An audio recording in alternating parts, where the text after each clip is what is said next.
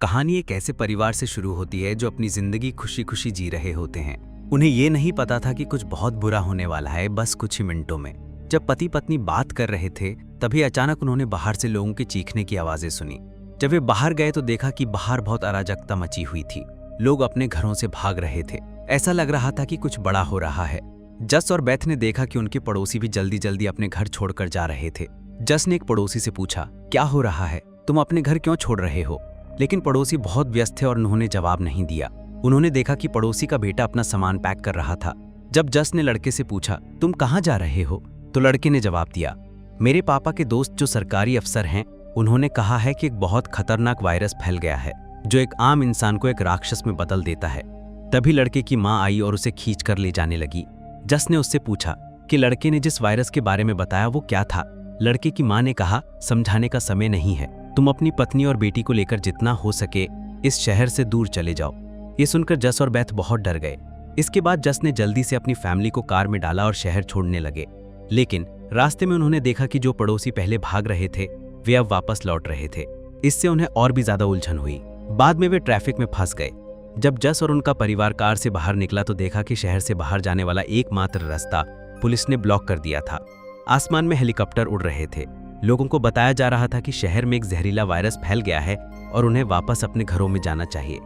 जस को यह अजीब लगा। अगर वायरस फैल चुका था तो लोगों को शहर में क्यों रहने के लिए कहा जा रहा था, बाहर जाने के लिए नहीं। तभी अचानक एक बड़ा पत्थर पास के पहाड़ से गिरकर उनकी कार पर गिरा। इससे वे और भी डर गए।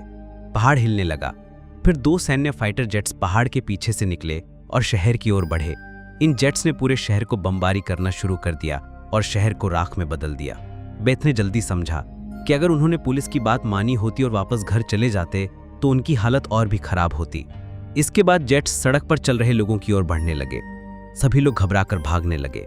अब यह साफ हो गया था कि सरकार उन्हें मारने की कोशिश कर रही थी। जस और बेथ ने समझ लिया कि चाहे वे कहां भी जाएं, जेट्स उन्हें मार डालेंगे। तभी बेथ ने पीछे मुड़कर देखा और पहाड़ पर एक स्कूल देखा। उसे लगा कि छुपने के लिए एक अच्छा जगह हो सकती है। तो जस, बेथ और जो ने स्कूल की ओर पहाड़ पर दौड़ना शुरू किए। वे जल्दी से स्कूल पहुंच गए और सौभाग्य से उन्होंने एक सुरंग पाई। जैसे ही वे सुरंग में प्रवेश करने वाले थे एक बम से जोरदार धमाका हुआ। लेकिन वे सुरंग में समय रहते घुस गए और फिलहाल सुरक्षित थे। जब बंकर का दरवाजा उनके पीछे बंद हुआ तो ऊपर से जोरदार धमाका हुआ। शुक्र है कि वे जमीन के नीचे थे, इसलिए वे सुरक्षित थे। लेकिन वे अभी भी ये नहीं समझ पा रहे थे कि क्या हो रहा था। ऐसा कौन सा वायरस था जिसे इतना खतरनाक माना गया कि सरकार ने शहर के लोगों को मारने का फैसला किया था। उन्हें पता था कि बंकर में छिपकर रहकर ही वे बच सकते थे, लेकिन बंकर में जिंदगी आसान नहीं थी। वे जो भी खाना मिलता उसी से गुजारा कर रहे थे। अच्छी बात यह थी कि बहुत सारे एक्सपायर्ड फूड्स थे जो लंबे समय तक चल सकते थे। लेकिन वे इस बात को लेकर चिंतित थे कि बंकर में कितने दिन रह सकते हैं और अगर खाना खत्म हो गया तो वे क्या करेंगे। बेथ खासकर अपनी बेटी जो को लेकर परेशान थी। अगर वे बीमार पड़ जाए तो क्या होगा। इसके अलावा दरवाजा बंद करते समय बेथ के हाथ में गहरी चोट लग गई थी, जिससे उसे ये डर था कि शायद उसे वायरस लग गया हो। लेकिन उनके पास समय नहीं था कि इस बारे में सोच सकें। उन्हें बंकर को सुरक्षित करना था ताकि कोई भी दरवाजा खोलकर उन्हें ना ढूंढ सके। जस ने बंकर का दरवाजा मजबूत चेन से बंद किया और एक फैसला किया, अब उन्हें छुपकर ही जीना होगा। लेकिन जमीन के नीचे रहना आसान नहीं था। हर दिन वही खाना खा रहे थे और जो पानी था वो गंदा था। उनका खाली समय पहाड़ खेलकर बीतता था। उनका बाहरी दुनिया से कोई संपर्क नहीं था। कई दिन बाद वे सब महसूस करने लगे जैसे वे फंस गए हों। लेकिन अगर वे बाहर जाते तो उन्हें पता था कि वे बच नहीं सकते थे। ऐसा लग रहा था जैसे वे दुनिया के अंत से गुजर रहे हों। जो ने अपने पिताजी से पूछा, हम यहाँ कितने दिन रहेंगे? जस के पास इसका कोई जवाब नहीं था। उसने बस कहा, हम तब बाहर जाएंगे जब वायरस चला जाएगा। वे उसे अपनी कल्पनाओं से बाहर की दुनिया दिखाते थे, लेकिन इससे कोई फर्क नहीं पड़ता था। दिन हफ्तों में बदल गए और हफ्ते महीनों में। जो ने एक पेरिस्कोप के जरिए बाहर की दुनिया को देखा, लेकिन जो वे देख सकती थी वो था सिर्फ विनाश। पूरी दुनिया जलकर राख हो चुकी थी। कोई भी इंसान जिंदा नहीं था। जो को ये सोचकर डर लगने लगा कि शायद वे आखिरी लोग जिंदा हैं। लेकिन बेथ ने उसे सांत्वना दी, ऐसा मत सोचो, शायद तुम्हारे दोस्त भी हम जैसे छिपे होंगे। उस रात जब डिनर का समय आया तो उन्होंने महसूस किया कि उनके पास ज्यादा खाना नहीं बचा था। वे हर दिन थोड़ा थोड़ा खा रहे थे। जो ने एक थोड़ा कैन खाना मांगा और जब उसने उसे खोला तो वे खाली था। कैन के पीछे एक छोटा सा छेद था। ऐसा लगता था जैसे किसी ने खाना चुरा लिया हो। बेथ ने बाकी कैन्स की जांच की और पाया कि सभी खाली थे। वे बहुत चिंतित हो गए क्योंकि वे उनका 2 हफ्तों का खाना था। बेथ को लगा कि शायद कोई चूहा अंदर घुसकर खाना चुरा ले गया है। उसने कहा, अगर ये चूहा है तो हमें इसे पकड़ना होगा, वरना हमारा सारा खाना चला जाएगा। जस ने जो को शांत किया और कहा, छोटी छोटी चीजों के बारे में चिंता मत करो, मैं वादा करता हूं अगर खाना खत्म हो गया तो मैं बाहर जाके और लाऊंगा। अगले दिन जब जो अपनी माँ के साथ खेल रही थी तो उसने अचानक एक हल्की सी आवाज सुनी। जब उसने मुड़कर देखा तो वही चूहा फिर से खाना चुराने आ रहा था। जो ने तुरंत अपने माता पिता को आवाज दी।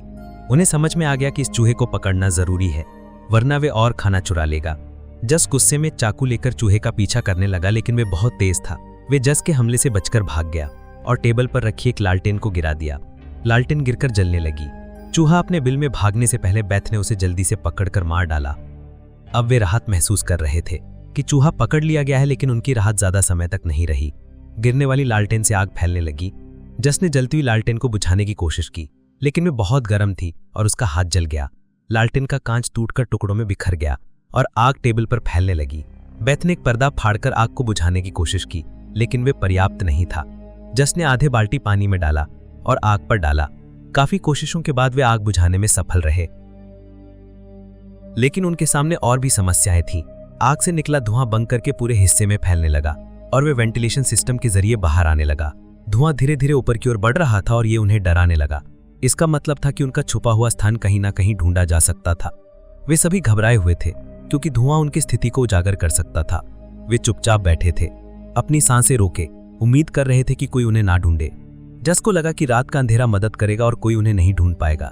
उन्होंने पूरी रात डर के साथ बिताई, बिना सोए। अगले दिन उन्होंने पेरिस्कोप से बाहर देखा ताकि ये सुनिश्चित कर सकें कि कोई उन्हें ढूंढ तो नहीं रहा है। जब उन्होंने देखा तो पाया कि उनके बंकर से धुआं निकल रहा था। उनके दिल बैठ गए। उन्हें यकीन हो गया कि उनका छुपा हुआ स्थान अब ढूंढ लिया गया है। बेथ ने कहा, अगर यहाँ से धुआं निकल रहा है तो यहाँ राख भी होगी। अगर कोई राख देखेगा तो वे जान जाएगा कि हम कहाँ पर हैं। तो जस और बेथ ने फैसला किया कि बाहर जाकर राख साफ करें ताकि उनका पीछा ना किया जाए।